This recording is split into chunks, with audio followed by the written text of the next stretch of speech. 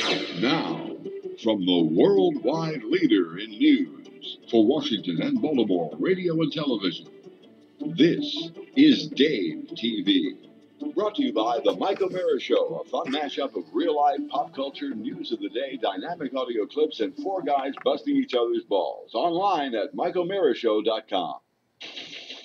And now, directly from our newsroom in Northern Virginia, USA, and in color, here's Dave. Well, thank you very much. Here's the big news for today.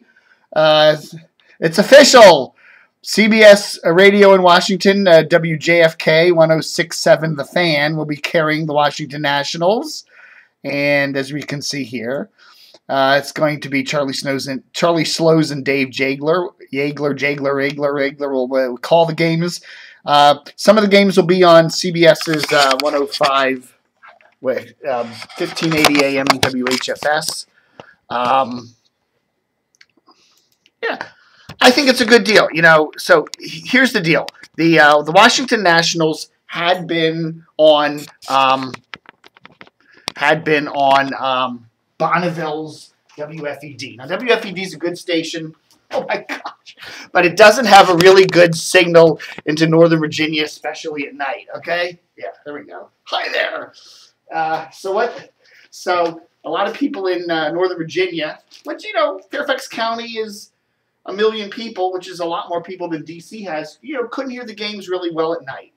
So the deal was, let's put the Nationals on 106.7, which has a transmitter here in Northern Virginia.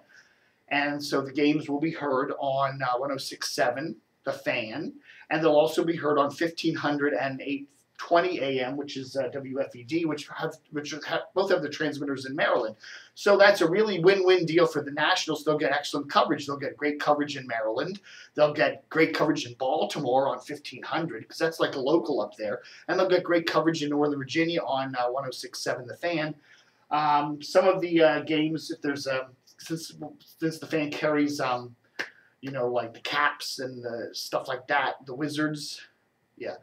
I think they carry those two teams. I don't know. My mind is a mess right now. If there's a sports conflict and they can't carry a Nationals game, they'll put the games over on 1580, which is the WHFS AM, the big talker, which has a puny little tiny signal at night. But even if that happens, you'll still be able to hear them on 1500, or you can watch them on Masson. So good coverage, a good deal for CBS, and a good deal for the Nationals. It's funny because CBS picks up the Nationals, picks up the major baseball team here in Washington, but they lose it in Baltimore. CBS is 105.7 The Fan.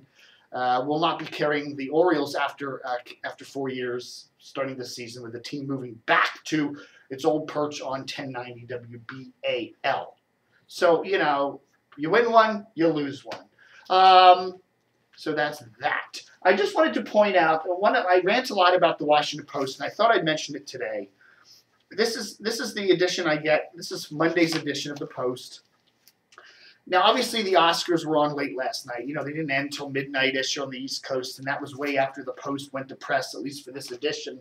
So they put an article here on the front page with, with the latest news from the Oscars, which is fine. And the latest news, it doesn't tell you who won the Best Picture, which was the King's Speech, because that came at the very end of the show. And then this all jumps to page A16, which is all well and good. But again, we don't get the final news here. It just says, okay, go to the Post website for the latest.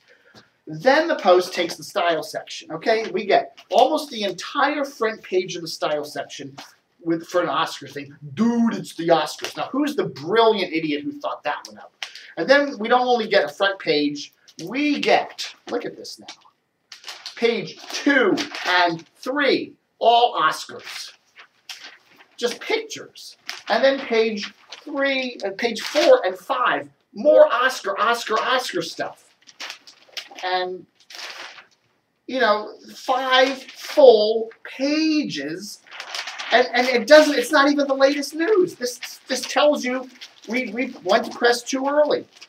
Obviously, look at this. This is the Washington Post. This is not the Hollywood Post. This is not the Los Angeles Post. This is the Washington Post. The the print edition can do some great things, but it can't cover stuff like the Oscars. It doesn't mean the Post shouldn't put an article in about the Oscars. But anybody who's interested in the Oscars is going to watch them on television last night. There's gazillions of websites and radio stations and other, media sites to get Oscar news. You can even go to WashingtonPost.com to get the news. Why do they waste so much of their print section, 5 pages of style, for half-baked Oscar? It's half-baked Oscar news. It's not even the whole thing. I mean, the Post is a great newspaper. The style section is a terrible section in a great newspaper. This is an incomplete mess of a section. Why do you even bother wasting so much space trying to cover the Oscars when you can't do it? When what you cover is a miserable failure. It's a failure.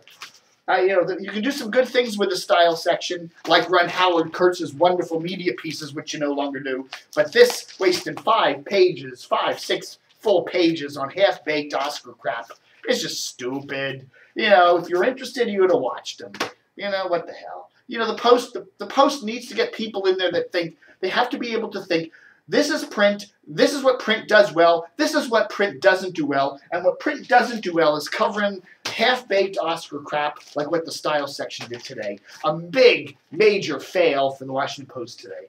I'm tired. Anyhow, that's my rant. That's DCR-TV Dave's Dave TV for today, Monday. More big news as it happens, breaking news. We'll interrupt your local video feed with more breaking news as should it happen. Thank you, and don't forget to stay tuned.